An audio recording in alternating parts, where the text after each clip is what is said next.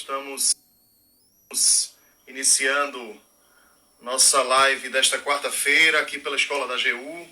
Eu sou Marco Aurélio Peixoto, eu coordeno a Escola da AGU aqui na 5ª região e nós vamos receber hoje que é o professor Fred Didier Júnior. Estamos aguardando aí a entrada do professor Fred para dividir a tela conosco. Boa noite a todos que estão chegando, que estão entrando para participar dessa live conjunta aqui da Escola da AGU com o professor Fred Didier Júnior, que já está entrando para que nós possamos iniciar a live desta noite.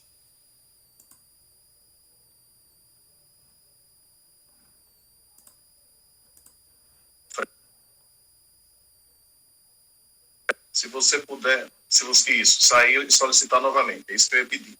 O tema da live de hoje é negócios processuais em fazenda pública. Para você que está chegando agora, negócios processuais em fazenda pública, nós debateremos essa temática com o professor Fred Didier Júnior. A gente vai saudando todos os seguidores da Escola da AGU e todos os seguidores também do professor Fred Didier, desejando aí uma boa noite a todos. Sem dúvida, será de muito aprendizado durante este encontro, durante essa live que teremos aqui pela Escola da AGU. Só vamos esperar novamente o ingresso do professor Fred para que a gente possa dividir com ele a tela.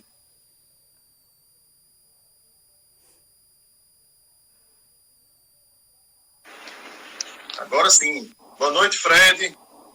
Tudo bom, meu caro?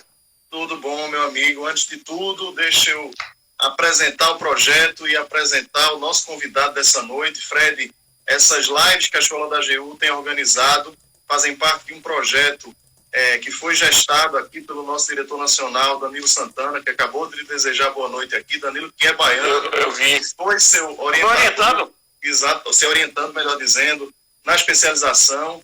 E esse projeto faz parte de um projeto maior, que é o projeto Escola em Casa, que envolve a realização de lives, a realização de eventos online pelo Microsoft Teams, a utilização de salas virtuais pela plataforma Moodle.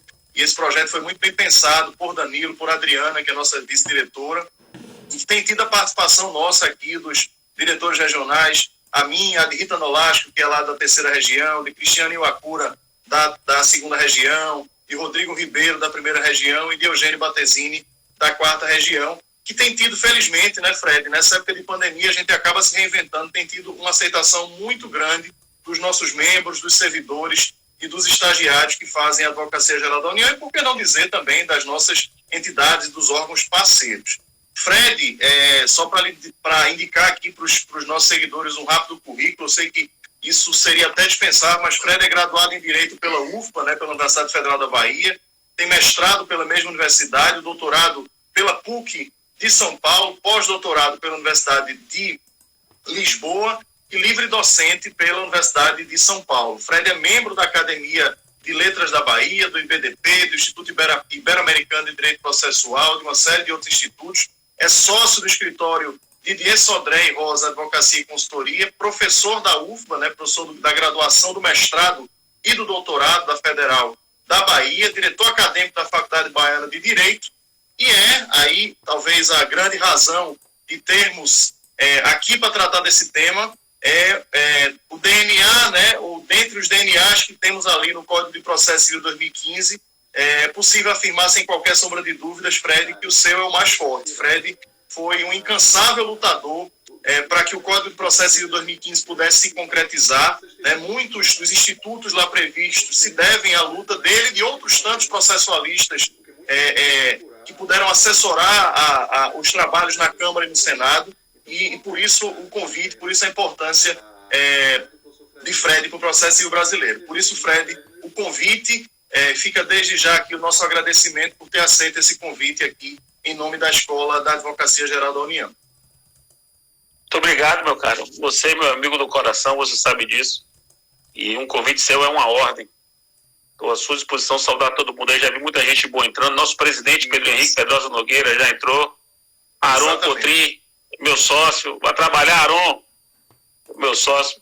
Acabou de entrar e mandou saudações rubro-negras.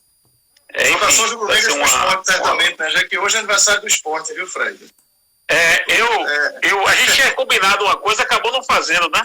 Não, eu não podia fazer, não. Eu faço isso quando for uma live pessoal, eu fazer isso, a camisa do esporte na live da escola da AGU, de repente eu responder ao padre na corregedoria por conta disso. Mas vamos lá, Fred, como o tempo que a gente tem é curto aqui, a gente precisa sugar do seu conhecimento, eu queria pedir para você começar conceituando, daqui a pouco a gente chega nesse elo de ligação entre a fazenda pública e o negócio processual, mas eu queria pedir a você que começasse conceituando esse instituto que está presente lá no artigo 190 do Código de Processo Civil e que você pudesse explicar para a gente se existe e quais são as diferenças entre o negócio processual, o negócio material, o que seria um negócio híbrido. Então, para a gente começar contextualizando aqueles que estão nos assistindo. Vamos lá. Para eu poder... vou dar alguns passos atrás para poder vocês compreenderem a minha visão. Então, primeiro, o que é um processo, né? Eu vou dizer o que é um processo, depois o que é uma norma processual, depois o que é um negócio processual, porque são coisas que se encadeiam. Então, o processo para mim, na minha concepção, o processo é um conjunto de atos e o conjunto das consequências jurídicas que esses atos produzem. Então, o processo é uma realidade complexa que composta por um conjunto de atos e fatos que se articulam e o conjunto dos efeitos jurídicos desses atos e fatos que se articulam, formando um novelo. A imagem do processo que mais me agrada não é um triângulo, não é um ângulo, como se pensava em geometria plana do século XX. A imagem do processo que mais é interessante é mais tridimensional do processo como um novelo. Um novelo de atos, fatos que se encadeiam e se interagem e os respectivos efeitos desses atos e fatos. Pois bem, se o processo é isso, o que é uma norma processual? Uma norma processual é toda norma que tem por suporte e por consequência regular esse novelo. Então, toda norma que regula esse conjunto de atos ou fatos, ou que atribui esse conjunto de efeitos decorrentes desses atos e fatos, portanto, uma norma que tem por hipótese esse conjunto de atos e fatos, tem por consequente a produção desses efeitos jurídicos entrelaçados e decorrentes desses fatos, é uma norma processual. Negócio jurídico é, para mim, fonte de norma. Isso é uma premissa, premissa teórica. Eu tenho certeza que vai ter gente que vai procurar. A minha compreensão sobre fontes normativas inclui os negócios jurídicos. Então, um negócio jurídico processual é, também na minha perspectiva, uma fonte de norma processual. Então, por meio de negócios jurídicos processuais, eu produzo normas jurídicas processuais. Portanto, produzo normas que disciplinam os atos e fatos do processo e as suas respectivas consequências jurídicas. Não é por acaso que o artigo 190, perceba bem, ele é muito técnico, né? Porque ele fala que as partes podem convencionar sobre o procedimento, que é o conjunto dos atos e fatos, e sobre as situações jurídicas.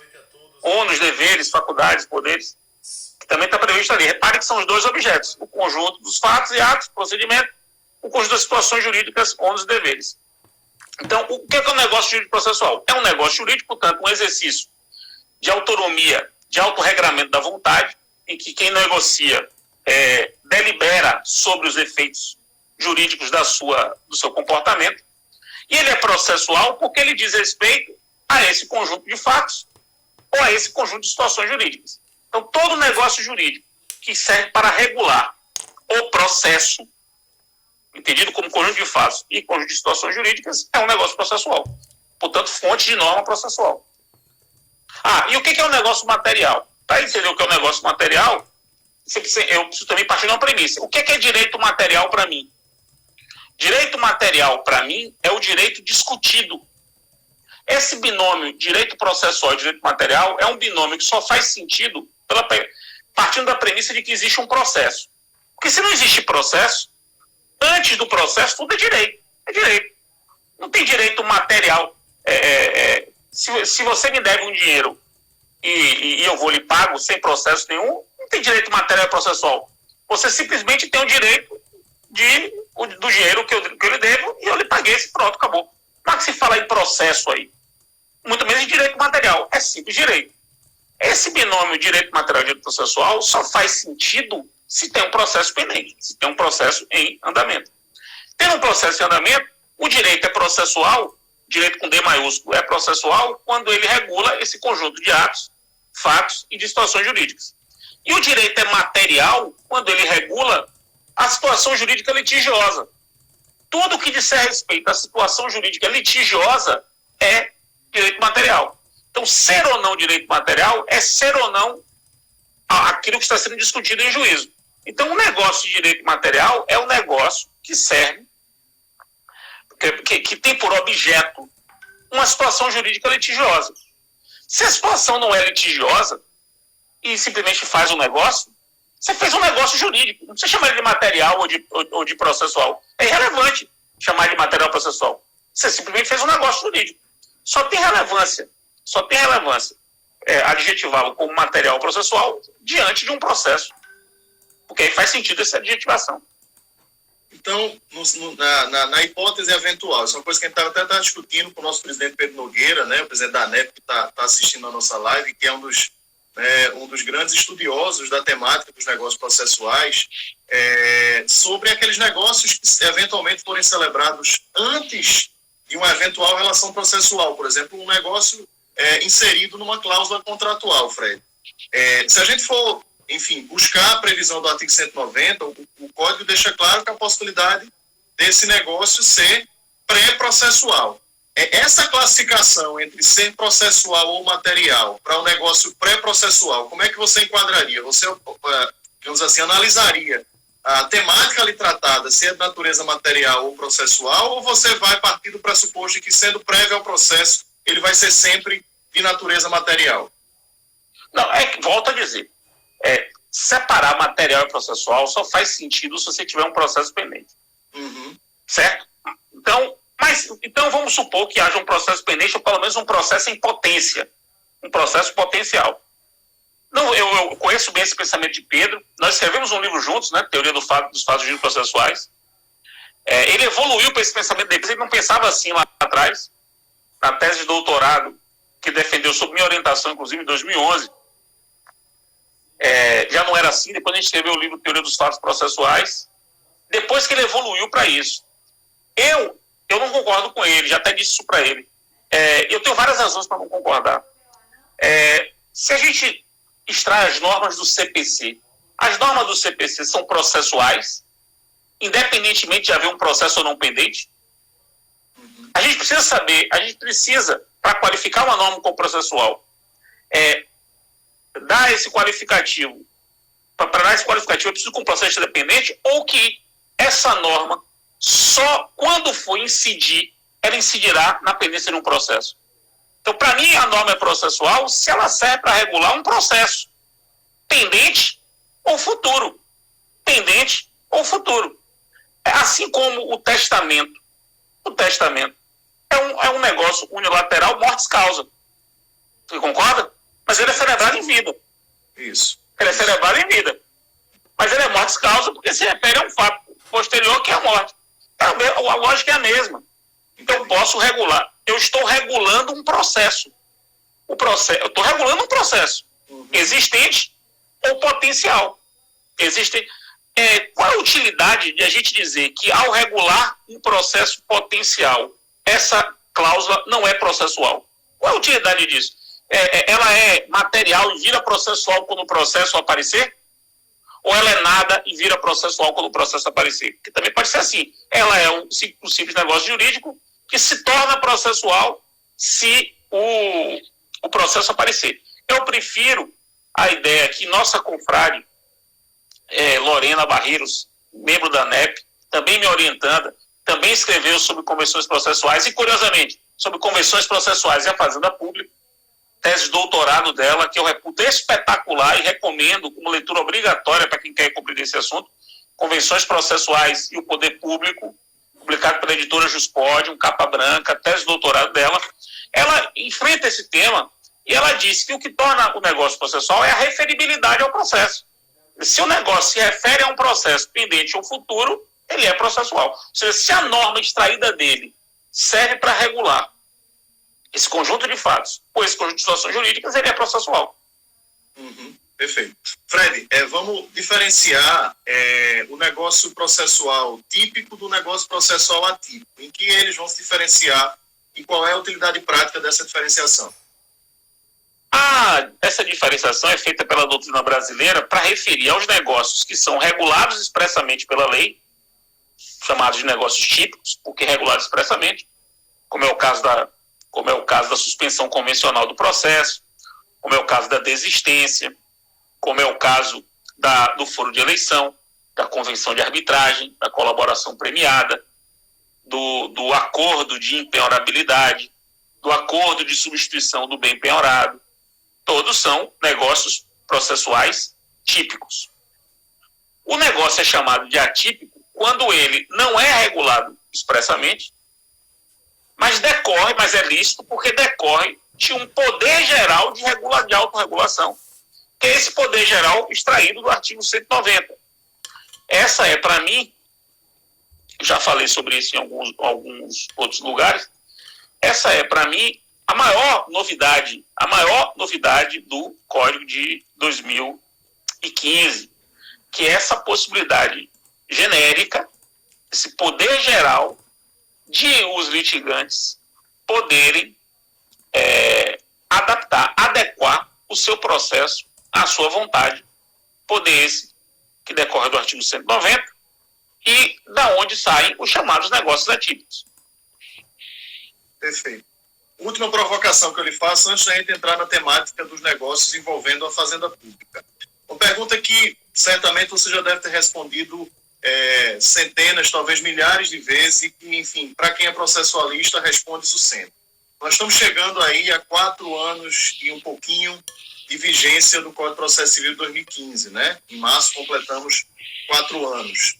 É possível dizer, Fred, que os negócios jurídicos processuais colaram, né, pegaram na nossa cultura jurídico-brasileira, e se não, o que é que falta para isso? Você, da sua experiência enquanto advogado, enquanto processualista, a sua expectativa para 4 anos de vigência do Código era essa? É menos do que você esperava ou é superior ao que você esperava no que diz respeito à utilização dos negócios jurídicos processuais? Vamos lá. É muito superior. Muito superior. E eu lhe digo, eu lhe dou algumas razões. Como advogado, eu já celebrei diversos negócios processuais nesses 4 anos. Diversos. Uma das causas mais antigas sob meu patrocínio, uma causa que eu peguei peguei essa causa em 2013, essa causa já estava tramitando desde 97. Eu peguei em 2013. Essa causa em 2018 foi resolvida por conta de um negócio processual simples, que era um negócio de prorrogação de prazo. As partes convencionaram que um prazo que venceria amanhã passaria a vencer daqui a 60 dias. Por quê? Porque elas entraram numa negociação séria e para a negociação vingar, a outra parte não podia ficar com a faca no pescoço do prazo vencer amanhã. Por causa disso, um litígio de 20 anos se resolveu. Eu já fiz vários. Então, primeiro ponto, já vi vários. Segundo, já em 2018, vocês da Fazenda Pública Federal, no caso especificamente da Procuradoria-Geral da Fazenda Nacional, vocês editaram 2 portarias em 2018 regulamentando os negócios processuais envolvendo as execuções fiscais. Vejam, o poder público brasileiro editou a Advocacia Pública Brasileira editou 2 portarias para regulamentar os negócios em execução fiscal. Isso em 2018. No ano passado, 2020, 2019, perceba o que aconteceu em 2019, meu amigo Marco Ponte. Ponte também é um... Murilo acabou de escrever sobre isso. Isso, e Murilo foi um dos que ajudou a redigir. Murilo, que é procurador, ajudou a redigir isso, a ser orientando lá na UFA. Hoje, meu orientando do doutorado da UFA acabou de entrar aqui e vai sair agora na Civil Procedure Review um texto de Murilo sobre negócios processuais envolvendo as execuções fiscais, exatamente dando notícia do que está acontecendo. Né? Então, veja bem, o segundo argumento que eu vou dar. No ano passado, foram publicadas 2 leis que merecem registro. A Lei de Liberdade Econômica, de setembro de 2019. A Lei de Liberdade Econômica, Marco, ela expressamente se refere à categoria negócio jurídico processual. E é interessante isso porque o termo negócio jurídico processual é um termo doutrinário. O código doutrinário, né? E, na verdade, ele acabou positivando nesses instrumentos infralegais, né, Fred? Não, aí nos infralegais, na doutrina, se usava esse termo negócio processual. Tanto na doutrina como nos infralegais. Vem agora a Lei de Liberdade Econômica e consagra o termo negócio processual e consagra dentro do contexto da advocacia pública. Mas o nosso caso aqui, nosso tema aqui. Quer dizer, os negócios processuais e o poder público tem previsão expressa em lei agora.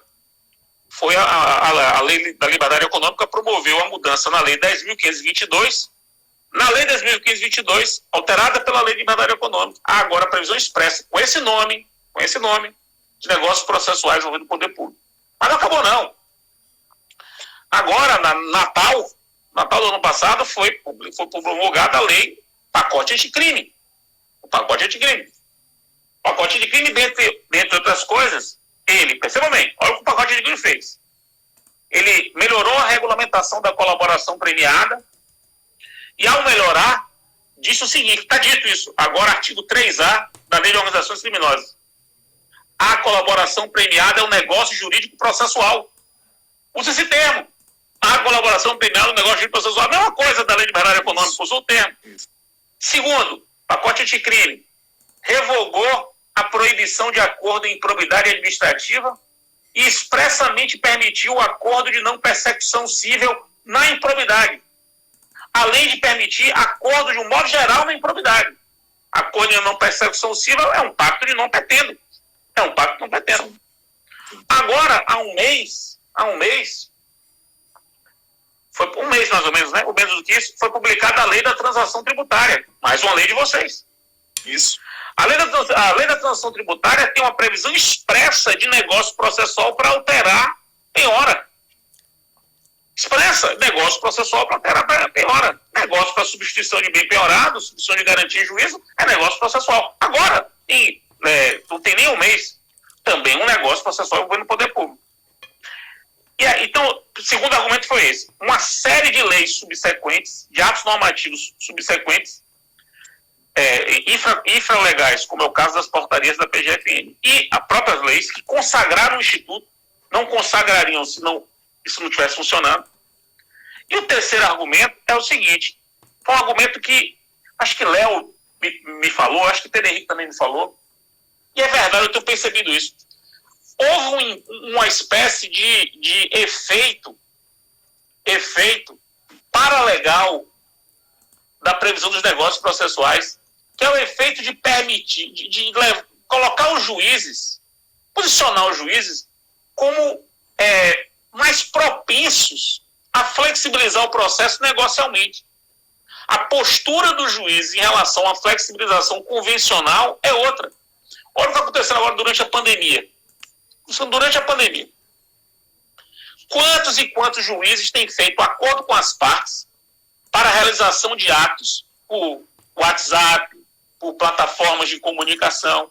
Isso tudo é convenção processual. Sim. Que vem... Veja, por que eu chamo de efeito paralegal? Assim? É um efeito imediato. Porque é uma mudança de cultura.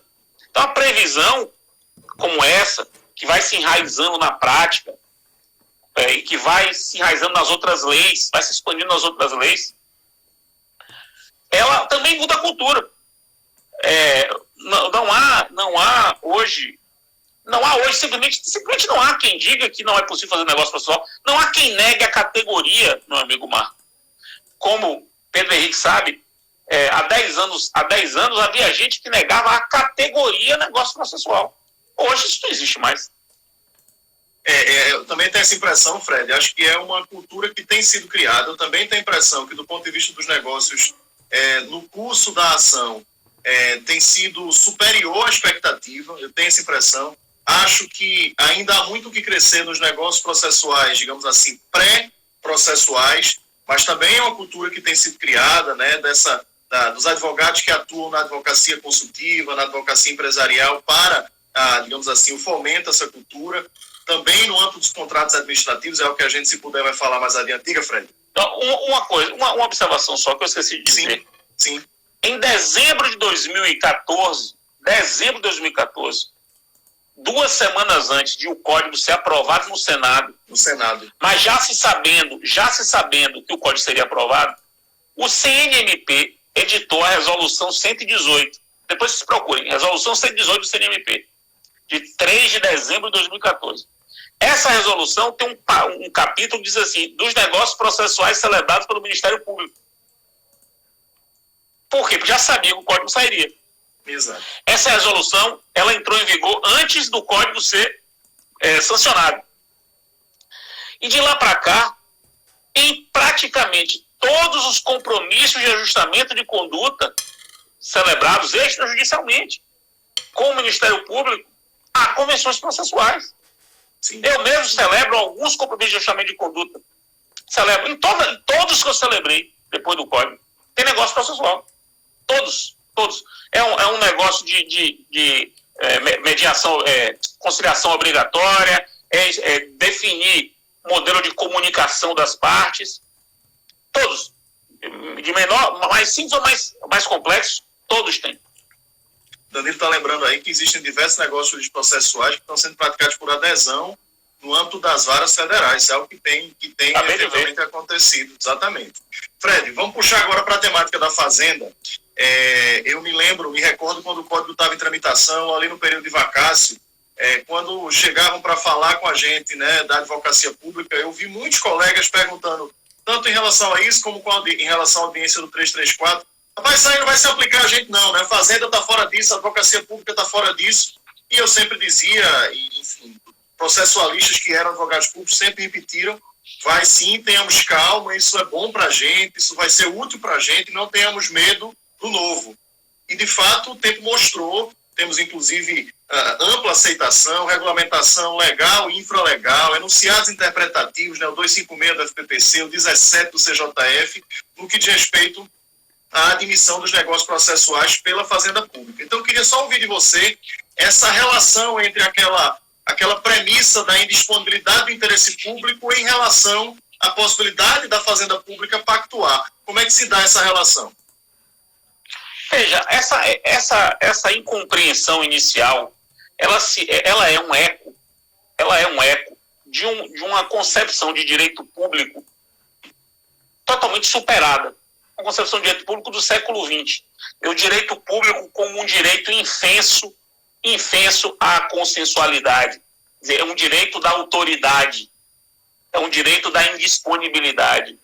Isso simplesmente não faz o menor sentido nos tempos de hoje. Isso tem vários exemplos, né? Você vai desde o acordo leniense, passando pelo acordo de certificação previsto na LINDB, artigo 26 da LINDB, passando pela transação tributária, que acabou de ser aprovada, passando pela colaboração premiada, passando pela Lei 13.140, que é uma lei de mediação que tem 9 artigos dedicados à autocomposição envolvendo o poder público, passando pela criação das câmaras administrativas de solução de controvérsia, como existe na União desde 2007, uma Câmara Federal de Solução de Controvérsia, passando pelas inúmeras possibilidades de arbitragem envolvendo o poder público, cada vez maiores. Quer dizer, esse estranhamento inicial era, do meu modo de ver, um eco de um pensamento do século XX sobre direito administrativo. O direito administrativo do século XXI é um direito que foi invadido pela consensualidade. A consensualidade hoje é um princípio do direito administrativo brasileiro. E ninguém pode negar isso. Está espalhado. Até o poder público quer isso. O poder público quer resolver os seus problemas consensualmente. É muito mais barato e muito mais rápido. Muito mais rápido. Então, a causa desse estranhamento foi essa. Mas aí a realidade atropela. como eu lhe falei, LINDB de 2018, Lei de Liberdade Econômica, pacote anticrime, transação tributária, portarias da PGFN, acordo de leniência. Aí, enfim, a lei de arbitragem envolvendo o poder público, que é posterior ao Código. Lei da mediação envolvendo o poder público, que é posterior ao Código. Tudo isso é posterior ao Código. Aí é um atropelo. Quem pensa fora do tempo é atropelado pelo tempo. Né? Sem dúvida. Fred, uma das maiores preocupações que nós, advogados públicos, tínhamos com a implementação dos negócios processuais envolvendo a Fazenda Pública era em relação a quais eram os limites da autonomia do procurador, do advogado da União, do procurador do Estado, do procurador federal, enfim, do advogado público de uma maneira geral, para pactuar em nome, né, em representação àquele ente público. Então, quais eram os limites da autonomia para isso? E também a questão da responsabilização do advogado público em função do negócio equivocadamente pactuado. A grande discussão que sempre houve era em relação à necessidade de parametrização, né, dos limites para essa pactuação, né, de que os entes, né, os órgãos jurídicos pudessem parametrizar, né, de modo infralegal até onde o advogado público poderia ir e, com isso, prevenindo a responsabilização. E aí eu queria que você falasse um pouquinho do teu entendimento sobre isso e também sobre a questão da validade do negócio jurídico equivocadamente celebrado. Porque uma coisa é o negócio ter sido licitamente praticado naquele processo, apesar do advogado público não ter, digamos assim, autonomia para tanto. Isso modificaria ou geraria algum tipo de irregularidade no negócio pactuado, ou a responsabilização ficaria apenas para o advogado público perante, por exemplo, a sua corregedoria? Esse é um grande tema, né? É um grande tema que está em construção. Já há diretrizes claras, a própria edição de portarias como essas já vão dando caminhos, né? Porque vão dando diretrizes do que se pode fazer, do que não se pode fazer. A impressão que eu tenho é de que o que se pode fazer, o que se percebe que se pode fazer, vai sendo consolidado como se fosse grão em grão, é mais um tijolo. Agora a lei de transação tributária chegou e disse assim, é possível fazer acordo para substituir bem penhorado. Então ele já concretiza um negócio para deixar claro que esse negócio é possível. Então a prática vai revelando muito e as autoridades da advocacia pública, junto com seus pares, vão criando essas diretrizes para poder dar segurança ao advogado público, né? E também dar segurança ao particular, que fará esse negócio, quando esse negócio for bilateral, fará esse negócio com a segurança de que não será impugnado. Veja que eu tive um caso, Marco, coisa de 1 ano depois do Código, caso simples, agora era um ADIM. É um caso simples, mas é um ADIM de lei municipal. Eu era advogado do amicus curiae. Iríamos sustentar 5 pessoas. 5. Sendo que dos 5, nós tínhamos um procurador do Estado, que ia sustentar pela lei, como curador da lei, e o procurador do município, ia sustentar pelo município. E 3 advogados privados. O membro do Ministério Público e 2 advogados privados. Seria 75 minutos de sustentação. 75 minutos. Nós achamos que era um exagero. Nós fizemos um acordo processual para reduzir para 60 minutos. Cada um ia falar 10 em vez de 15. Isso é um negócio processual de redução do prazo de sustentação oral. Envolveu o município, envolveu o Estado. Nós fizemos na hora ali. Algum problema? Não há um problema. Não há um problema. Então, prejuízo nenhum. Então, mostra que há espaços de negociação que são muito tranquilos. Há outros, como arbitragem. Fazer uma convenção de arbitragem já é uma coisa muito mais complexa, que exige todo um compliance diferente para poder ser, que deve ser observado. Então, essa gradação entre o que é simples e indiscutível, que não precisa nem ser regulado previamente, do que tem que ser muito bem regulado internamente, é algo que a gente vai construindo passo a passo, e acho que nós já avançamos nisso. O que é certo é que, como Lorena falou na tese dela, é importante pensar isso também num sistema de precedentes administrativos. Porque o sistema de precedentes administrativos no Brasil está se desenvolvendo muito fortemente. A própria lei de transação tributária reforça isso. Reforça uma tendência que vem já de muito tempo. Por que é importante pensar nisso? Porque se um poder público o poder público faz um negócio processual, sobretudo um negócio processual antes do processo, né? Você chamou de pré-processual, antes do processo, para um determinado administrado, é preciso que ele também garanta a um outro administrado na mesma situação esse mesmo tratamento. É preciso pensar também sobre essa perspectiva do precedente administrativo. Né? Eu vou te fazer uma pergunta antes da gente entrar em exemplos de negócios jurídicos que a gente possa entender como possíveis ou não possíveis. Uma pergunta que chegou aí sobre a necessidade de homologação. Qual o teu entendimento, Fred, quanto à necessidade de homologação dos negócios jurídicos processuais pelo Poder Judiciário? Eu pergunto isso, e aproveito para perguntar isso, porque numa das portarias da PGFN, por exemplo, existe uma expressa previsão de que é facultado requerer a homologação do negócio jurídico processual, do qual a Fazenda Nacional é parte, perante o Poder Judiciário. O Murilo está até colocando isso aí. Então, é uma faculdade. Portanto, a nossa interpretação, a interpretação da Fazenda Nacional, e eu penso assim, é de que não é necessária a homologação. O Judiciário exerce um controle, mas não é um controle para fins de homologação. Eu queria ouvir tua opinião sobre isso, para a gente passar depois a alguns exemplos de negócios que envolvem o poder público. Veja, isso para mim é muito claro, né? Muito claro. O artigo 200 do CPC é a base para a gente poder responder isso. O artigo 200 diz que as declarações de vontade das partes produzem efeitos imediatamente. E o parágrafo único excepciona o caput 200 para dizer que a desistência depende de homologação. O que significa isso? Significa que quando o negócio jurídico depender de homologação, ou a lei vai prever isso expressamente, como é o caso da desistência, como é o caso da colaboração premiada, como é o caso do acordo de saneamento, no parágrafo 2º do 357, como é o caso dos acordos em improbidade administrativa, por conta do parágrafo 4º do artigo 36 da Lei 13.140, ou o próprio negócio vai conter essa previsão. Então pode ser que no negócio se diga, esse negócio vai produzir efeitos depois da homologação.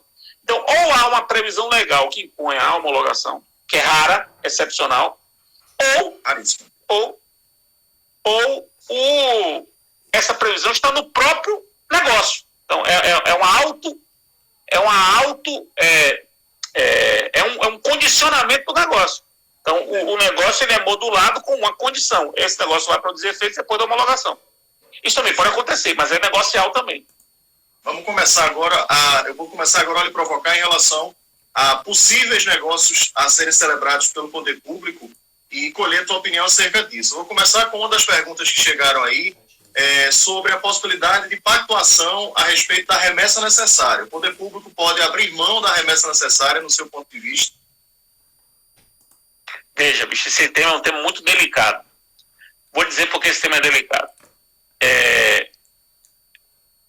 Um dos primeiros negócios jurídicos que eu escrevi dizendo que não era possível, os primeiros, era o negócio para dispensa de remessa necessária. Eu disse isso lá no D0. Para mim era muito claro. Por quê? Porque se a remessa é necessária e ela existe exatamente para suprir uma omissão do poder público, o poder público não poderia negociar sobre ela. Então eu disse isso lá atrás. E continuo dizendo, sem tanta convicção. Continuo dizendo sem tanta convicção. Eu preferi ainda não mudar de ideia. Mas não estou tão convicto. Por quê? Porque uma colega sua da Advocacia da União e colega sua e minha, da ANEP, professora da Federal do Ceará, Janaína Noleto, defendeu na tese de doutorado dela com argumentos muito fortes, dizendo o seguinte: como a remessa necessária agora ela só ocorrerá se não houver apelação, e em alguns casos é possível que o poder público desista da apelação. Então é possível que o poder público apele e depois desista da apelação. Isso. A gente tem instrumentos. Se ele apela, não vai ter remessa. Que nos autorizam a isso. E tem um outro aspecto, né, Fred, que hoje o Código prevê a dispensa de remessa quando a sentença, por exemplo, se baseia em súmula administrativa da AGU, por exemplo, né? Se a sentença está de acordo com o entendimento firmado numa súmula administrativa. Então, veja, se nós podemos administrativamente firmar um convencimento acerca de um determinado aspecto, por que não, né, ter o direito de convencionar lá atrás por abrir mão da remessa necessária, entendeu? Então, é por isso que a remessa necessária, no meu ponto de vista, ela tem com o passar dos anos, sido cada vez menos importante, né? Talvez caminhemos, e eu tenho quase certeza disso, para um dia ela deixar de existir, né? Brevemente. Ela quase deixou de existir no Código de 2015, ela ainda é importante para boa parte dos municípios do país, mas já não é tão importante para a AGU e para as procuradorias estaduais, e eu acho que exatamente em função dessa perda de importância é que pode-se pensar realmente numa possibilidade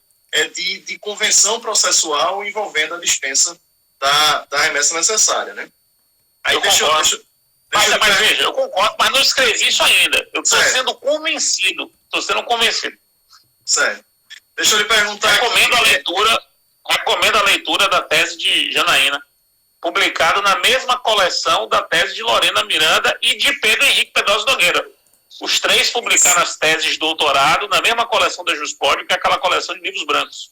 Isso. Você entende como possível a Fazenda Pública pactuar para reduzir o prazo do oferecimento da impugnação, cumprimento de sentença e do oferecimento de eventuais embargos à execução contra a Fazenda? Sim, claramente possível. Não vejo nenhum problema. Possível. Não há nenhuma ofensa a interesse público em a Fazenda eventualmente pactuar, desde que tivéssemos ali atrás uma autorização parametrizada para aquele advogado público assim fazer, sem problema algum. Já entendi aí que o seu raciocínio também porque essa é uma pergunta que chegou lá atrás, sobre desistência e renúncia a recursos. Isso é importante destacar para quem chegou. Está regulado, né? Hoje está regulado. Hoje nós temos portarias, né, a 487, a 488, né, que vale para a PGU, PGF, a 502 da PGFN, que já nos autorizam, né? São portarias que vieram logo após o Código de Processo Civil, Fred, e que adequaram a atuação da AGU, por exemplo. Eu sei que vários estados replicaram na mesma linha. Por exemplo, a obediência aos precedentes do 927, a lei de liberdade econômica. Isso, a lei de liberdade econômica já fala isso. É uma prova disso. Então é algo que hoje já é uma frequente, tem acontecido com relativa regularidade. A calendarização, Fred, já existe até enunciado do FNPP admitindo a calendarização processual nos processos que envolvem o poder público. Eu queria também tua opinião sobre isso. Você acha que esse é evidente, tranquilo, né? Esse né? é evidente. Esse apesar de raro, mas eu já fiz fez um, mas foi privado com privado, né?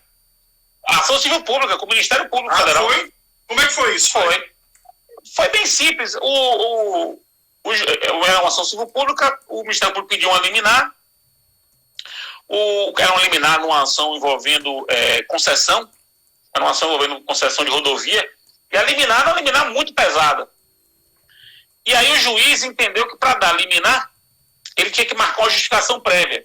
Queria compreender um pouco. Na justificação prévia, a gente foi chamado para participar da justificação prévia e mostrou a complexidade do problema para o juiz. O juiz viu a complexidade e em audiência nós temos um negócio bem interessante. O negócio foi, o juiz não poderia dar tutela provisória antes da nossa contestação, e o Ministério Público concordou. E a nossa contestação seria apresentada no dia tal. E a gente marcou um dia, que não era os 15 dias. A gente estabeleceu, por quê? Porque o caso era tão complexo que exigia esse cronograma, e foi feito esse mini cronograma.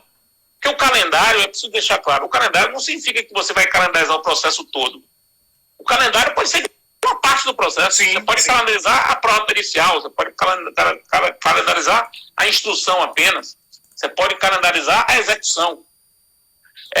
Hoje, quando se fala em execução de decisão envolvendo política pública, acho que 100% das pessoas dizem que essa execução tem que ser calendarizada. 100%. E é uma execução envolvendo o poder público. Perfeito. Para trazer outros exemplos aqui, a gente passar depois para os negócios que a gente possa entender como não Rafa Alexandria, que acabou de entrar. Rafa também, esse negócio. Foi, né? Paulo entrou? Paulo entrou aí. Por isso que Rafa botou o legalzinho aí. Porque Rafa foi que celebrou esse negócio. Tá o trio aí, Paula, Fred e Rafael. Fred, a sua opinião sobre aceitação, avaliação, substituição, liberação de garantia, execução, modo de constrição, alienação de bens, que são instrumentos que estão lá previstos em portarias da PGFN, de procuradorias estaduais, para você também tranquilo, né? Tranquilo. Isso tem sido eficácia. Pode até... Rita Nolato está nos assistindo aí, que é procurador da Fazenda, Murilo, tem outros procuradores da Fazenda participando. Isso me parece que tem sido de utilidade e uma eficácia imensa para a atuação do Poder Público e Juízo em matéria de execução. Marco, eu acho, já falei isso com o Paulo Mendes, que é procurador da Fazenda Nacional, vocês, da Advocacia Pública Federal, têm de divulgar os resultados práticos disso. Isso tem que ser apresentado para as pessoas. Tem de ser, já falei isso várias vezes com o Paulo Mendes. Fico muito feliz de Murilo ter publicado esse texto agora. Vai sair agora em maio, na revista na Civil Procedure Review. É muito importante isso. E olha, tem uma diretriz que é importante, que é a seguinte: os negócios processuais em execução, tendem a... talvez seja o espaço, a execução seja o espaço que mais se admite ao negócio processual. Ou seja, na dúvida pode. Quer dizer, em execução, na dúvida pode. Fique sempre com isso na cabeça. Acho que essa diretriz é uma boa diretriz. O Fred, Socal está assistindo também e fez uma pergunta muito interessante sobre a renúncia. Socal não é brincadeira. É um craque. A renúncia a honorários sucumbenciais, prévia ou posterior à sentença. Ele pergunta, sua opinião, se a associação, eventualmente, dos advogados públicos, já que pelo parágrafo 19 do artigo 85 os honorários são do advogado público, se a associação ou o conselho curador, seja o que for... Mas isso não é negócio processual, né? Isso não é um negócio processual. Isso é um negócio que dispõe de um crédito. Um crédito, né? Você está dispondo de um crédito. Não é negócio. Você não está ajustando o processo. Uhum. Você está abrindo mão de um crédito. Sim, perfeito. E aí evidentemente, é possível, né? É de ser admitido, só que não encarado como negócio jurídico processual. Fred, vamos partir para alguns negócios que a gente eventualmente entenda ou que você possa entender como não possível. Vamos pensar no exemplo. Um negócio Deixa eu mandar um beijo antes que eu me esqueça da Rita Dias Olasco, que é minha colega de doutorado. Fizemos doutorado juntos. Minha amiga de muitos anos. Rita é uma amiga querida, dirige hoje brilhantemente a Escola da AGU na terceira região e tem sido nossa parceira diária aqui, né, especialmente com essa pandemia em que as nossas divisões regionais sumiram. Nossa atividade agora é nacional. Então, Rita, Cristiane, enfim, todos os diretores aí regionais, Rodrigo e Eugênio, a gente está atuando conjuntamente e se falando várias vezes durante um dia. Cumprimento também os nossos amigos aí, diretores regionais. Fred, vamos imaginar um exemplo seguinte.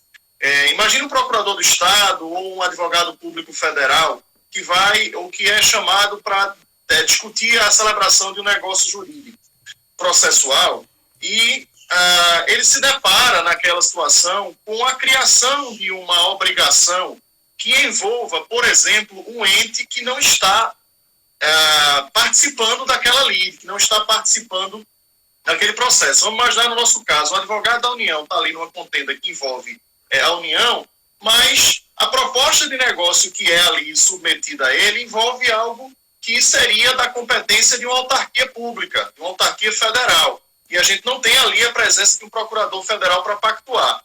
Esse tipo de negócio processual poderia ser admitido pelo juiz simplesmente porque a AGU lato sensu está ali atuando, ou o fato de envolver uma obrigação que gera consequências para um ente não integrante da obrigação seria, no seu entender, um óbice à celebração daquele negócio? Sim. Eu não posso fazer um negócio processual que repercuta na esfera de terceiro para prejudicá-lo. Eu posso fazer um negócio processual que beneficie terceiro, porque isso faz parte da dogmática geral dos negócios. A estipulação em favor de terceiro é possível, estipulação contra terceiro não é, salvo se quem estipulou tiver legitimação extraordinária para isso. E não me parece que a União tenha legitimação extraordinária para o INSS. Não, salvo engano. Não tem. Então não pode. Pois é. Outro negócio que me parece absolutamente vedado seria um negócio processual que acarrete algum tipo de custo adicional que não tenha, por exemplo, uma prévia disponibilidade orçamentária, uma prévia previsão, né? Uma anterior previsão orçamentária. Então, aquilo não estaria sob a disponibilidade do advogado público pactuar sobre algo que ele não tem a previsão orçamentária por trás para lhe dar o arcabouço. Mas exemplo, isso vale? Sim. Isso vale para qualquer negócio. Sim. Não é só envolvendo o poder público. Eu não posso negociar, ainda que do ponto de vista privado, fazer um negócio processual que implique custos novos para o Poder Judiciário. Eu não posso atribuir custo ao Poder Judiciário. Não posso. Então isso também vale para o privado. Não é só envolvendo o poder público. Um outro exemplo que eu acho que a gente poderia levantar, e que inclusive tem vedação aí nesses instrumentos aos quais você fez referência durante, tanto legal como infralegal, não dá para a gente imaginar também, Fred, negócio processual que implique em renúncia a garantias e privilégios do crédito tributário, ou que, por exemplo, permita o pagamento, o adimplemento de uma dívida por meio de RPV se houve imposição do pagamento por meio de precatório. Você, nesses casos, também entende que... O segundo caso, o segundo exemplo, não é de negócio processual. Aí seria um negócio, material, uma espécie de ação em pagamento. Sim. É você, em vez de receber dinheiro, compensar. Uma troca de garantia é negócio típico hoje em dia. A legislação tributária prevê expressamente. Então, eu preciso entender o que significa esse negócio. Porque se for um negócio para, por exemplo... Mas eu não falo em troca, eu falo em renúncia. Renúncia a um privilégio ou uma renúncia? Renúncia prévia.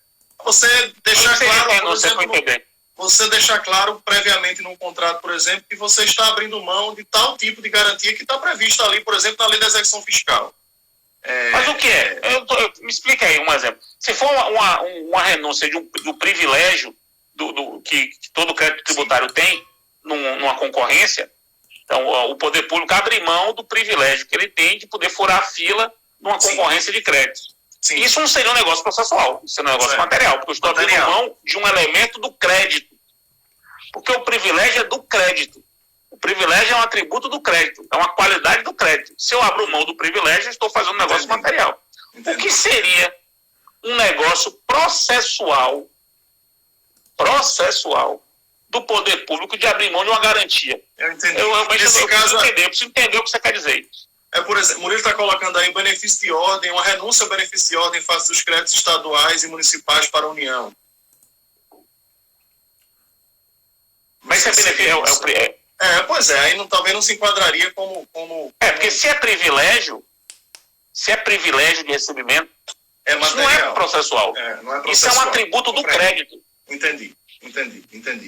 Fred, a gente está caminhando aí para os minutos finais da nossa live, e aí eu queria, para a gente não ser cortado aqui pelo Instagram, eu queria permitir o tempo aí para suas considerações finais, mas antes de tudo agradecer em nome da Escola da Advocacia Geral da União pela aula espetacular que você pôde nos proporcionar nesse curto intervalo de tempo, fruto da sua didática, fruto do preparo que você tem, a forma fácil de transmissão do conteúdo, e agradecer a sua generosidade. A gente sabe o quão demandado você tem sido nessa pandemia, virou um Fred absolutamente antenado com a tecnologia, e para a gente foi muito bom você ter aceito esse convite, desde que a gente começou essas lives, que a gente lhe convidou para isso, e foi excelente a temática escolhida.